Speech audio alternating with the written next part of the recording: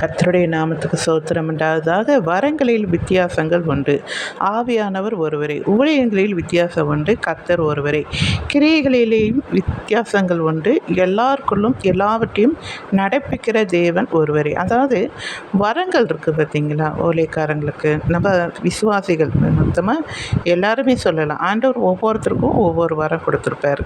ஒளி செய்கிற வரம், தீர்க்க தரிசனம் சொல்கிற வரம், நம்ம ஐஸ்வர்யத்தில் மற்றவங்களுக்கு உதவி செய்கிற காணிக்கை, இது மாதிரி ஏழை எளியவர்களுக்கு உதவி செய்கிறது, ஒரு வியாதிஸ்தர்களை கவனிக்கிற அந்த ஒரு வரம் இருக்கும். பாட்டு தாளந்து, ஜெபிக்கிற வரம், சுகமாக்குற வரம், அற்புதங்களை செய்கிறது, இப்படி எல்லாம் ஒவ்வொருத்தருக்கும் ஆண்டவர் ஒவ்வொரு வரங்களை நிச்சயமாக ஆண்டவர் கொடுத்துருப்பாரு. அதை நீங்கள் சோதித்து பார்த்தாலே உங்களுக்கு தெரியும், உங்ககிட்ட இருக்கிற டேலண்ட்டு. சரிங்களா? அது ஆண்டவர் கொடுக்குற அந்த வரம் தான்.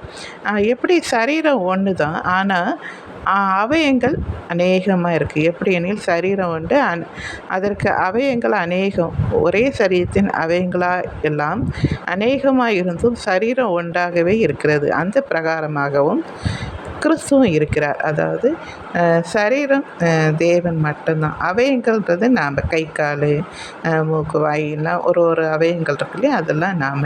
இப்போ எல்லா அவயங்களும் ஒரு வேலையை அது செய்தால், கண் பார்க்கணும், காது கேட்கணும், கை செய்யணும், கால் நடக்கணும், இப்படி எல்லாத்துக்கும் அது அவயங்கள் எல்லாம் ஒன்று சேர்ந்து வேலை செய்தால் தான் அந்த சரீரத்துக்கு தேவையான இது கிடைக்கும். அது மட்டும் இல்லை, நமக்கும் அது நம்மளை அப்படி தான், அதுக்கு தான் ஒன்று படைச்சிருக்காரு. கையானது அதுக்கு தான் இங்கே சொல்லப்பட்டு இருக்கிறது.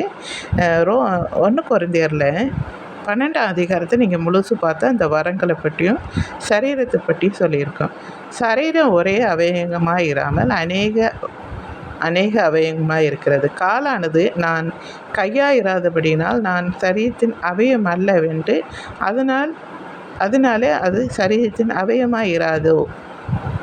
காதானது எல்லாம் ஒன்று நான் எப்படி இருந்தால் நான் அவயமாக இல்லையா அப்படின்னு எல்லாத்துமே அது சரீரத்துக்குள்ளே இருக்கிறதுனால அது அவயங்கள் தான். அதாவது நாம் அந்த கிறிஸ்துவுக்குள்ளே இருக்கிறதுனால நமக்கு ஒரு வரத்தை சொல்கிறேன் இல்லையா, வரங்கள் நம்ம ஒன்று ஆண்டவர் கொடுத்துருக்கிறாரு இல்லையா, இது அவயங்கள்.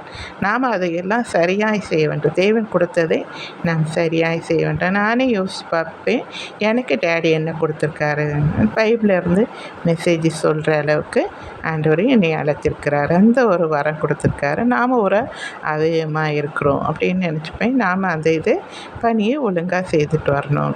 அப்புறம் என்னுடைய உறவினர்களே ஒருத்தர் ஆச்சரியமாக இருக்கும், அந்த வியாதியை கவனிக்கிறது. அது யாருக்குன்னு அடிபட்டுட்டாலோ அதை தொடச்சி அதை மருந்து போடுறது, அது எவ்வளோ பெரிய கட்டியாக இருக்கானோ அதை சலிக்காமல் அதை பயப்படுவோம். நம்மளும் அதை உடச்சா அவங்க கற்றுனாலே நம்ம அப்படியே துடிச்சிடுவோம், பயந்து செய்ய மாட்டோம். ஆனால் அவங்க இது செய்தால் தான் உங்களுக்கு சரியாகும்னு அதை கீறி அதை அந்த சீலை பிசுக்கி எடுத்து நல்ல மருந்து வச்சு கட்டுவாங்க. ஸோ அது ஆச்சரியமாக இருக்கும் அவங்க செய்கிறது.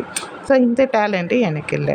அப்புறம் சிலவங்க எங்கள் மூத்தாரெலாம் பார்த்திங்கன்னா, அவருக்கு நல்ல ஒரு பண வசதி, அவர் கோயிலுக்கு காணிக்கை கொடுக்கறது, ஏழைகளுக்கு உதவி செய்கிறது, ஊழியக்காரங்களுக்கு உதவி செய்கிறதெல்லாம் பார்க்கும்போது, ஸோ அவங்களுக்கு கொடுக்கப்பட்டு இருக்கிற அந்த ஐஸ்வர்யத்தில் அவங்க செய்கிற பணி அழகாக சிறப்பாக இருக்கும்.